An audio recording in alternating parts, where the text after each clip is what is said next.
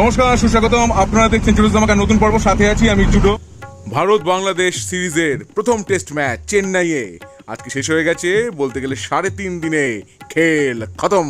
280 রানে বাংলাদেশকে ইন্ডিয়া হারিয়ে দিয়েছে। এইবার এই ম্যাচের স্কোরগুলো নিয়ে একটু আলোচনা করা যাক। বিভিন্ন ইনিংস।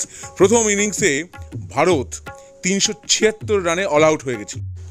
144 রানে 6 উইকেট পড়ে যাওয়ার পর রবীন্দ্র জাডেজা এবং রবিচন্দ্রন অশ্বিন এই দুই রবির যুগলবন্দিতে ওঠে 199 রানের একটা পার্টনারশিপ তারা তৈরি করেন, দুর্ধর্ষ partnership.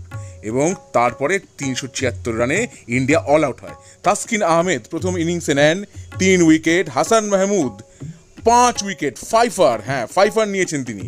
Nahid Rana 1 wicket, Mehedi Hasan Miraj 1 wicket নিয়েছেন। এরপরে বাংলাদেশ ব্যাট করতে নেমে 149 রানেই গুটিয়ে যায়। বুমরা নেন 4 wicket, Siraj 2 wicket, Akashdeep 2 wicket. Ashwin এই ইনিংসে কোনো উইকেট পাননি। রবীন্দ্র জাডেজা 2 উইকেট নিয়েছিলেন। এরপরে ভারত 287 রান করে সেকেন্ড ইনিংসে। 4 উইকেট হারিয়ে তারা ডিক্লেয়ার করে দেয়। যশস্বী জয়সওয়াল 10 রান করেন, শুভমন গিল সেঞ্চুরি করেন এবং ঋষভ পন্ত সেঞ্চুরি করেন।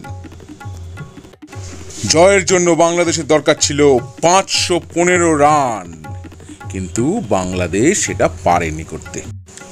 বাংলাদেশের ক্যাপ্টেন শান্ত 82 রান করেছেন, সাকিব আল হাসান করেছেন 25 রান, সাদমান ইসলাম করেছেন 35 রান এবং জাকির হাসান করেছেন 33 রান। বাকিরা কেউ খুব একটা কোনো রান টান করতে পারেননি।